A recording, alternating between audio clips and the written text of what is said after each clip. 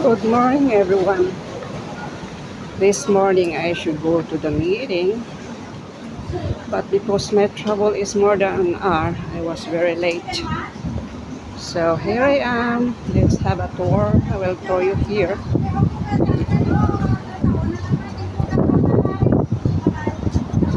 This is Hong Kong.